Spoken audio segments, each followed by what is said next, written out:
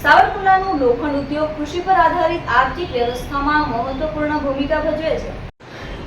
અમરેલી જિલ્લાના સાવરકુંડલા શહેરમાં લોખંડ ઉદ્યોગ અત્યંત નોંધપાત્ર રીતે જાણીતો ઉદ્યોગ છે. અહીં ખેતીવાડીના વિવિધ લોખંડના ઓજારો બનાવવામાં આવે છે, જે માત્ર ગુજરાત જ નહીં પરંતુ આખા દેશમાં વિખ્યાત છે. અહીંના લોકોના શ્રમ કુશળતા અને નવીન વિચારધારાથી આ ઉદ્યોગ સતત વિકસતો રહ્યો છે.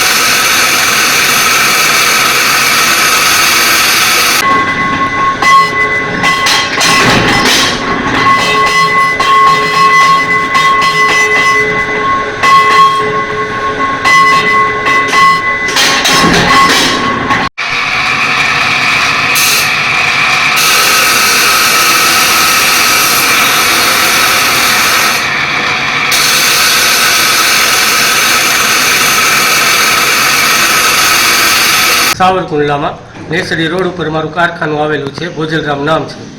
હું મિની ટ્રેક્ટરના દાંતી રાપ પાયસા પાવડા સુયા, મોટા ટ્રેક્ટરના દાંતી રાપ પાયસા પાવડા સુયા, મિની ટેલર, સનેડાના ટેલર જે કાંઈ જોતું એ મળી જશે. આપણે દાંતીનો ભાવ 20,000 રૂપિયા રહેશે, પાયસાનો ભાવ 20,000, પાવડાનો ભાવ 17,000 રહેશે.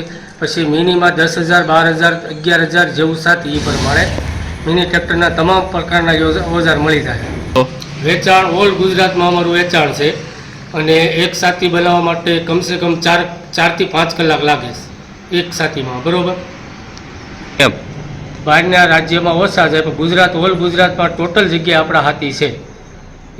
એક પણ ગામ બાકી નહીં હોય કે આપણું હાથી નથી ત્યાં. રોજગારી કેટલા આપો? રોજગાર મારી પાસે અત્યારે 10 કારીગર છે અને અમે પોતે 3 જણા અલગથી, ટોટલ અમે 13 જણા કામ કરવી છીએ.